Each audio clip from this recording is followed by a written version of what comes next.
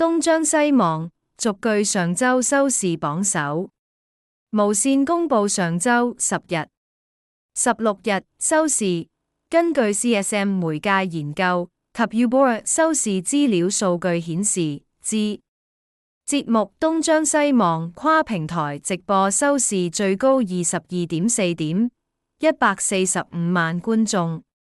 據上周收視榜首，處境劇《愛回家之開心速遞罪》收視19.7點，127萬觀眾。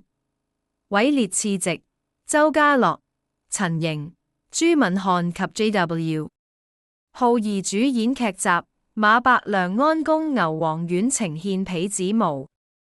到上周大結局，最高收視16.9點，110萬觀眾。外購劇大鳳更人最高收視13點，84萬觀眾。黎耀祥、麥長青主持女飲食節目《食玩假期》呈獻江湖見，最高收視15.5點，100萬。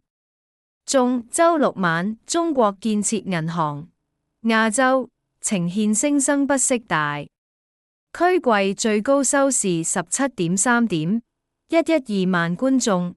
周日晚播映香港何濟止痛退熱散呈獻中年好聲音3進入撇期賽，多位參賽跌入中年危機區，面臨淘汰。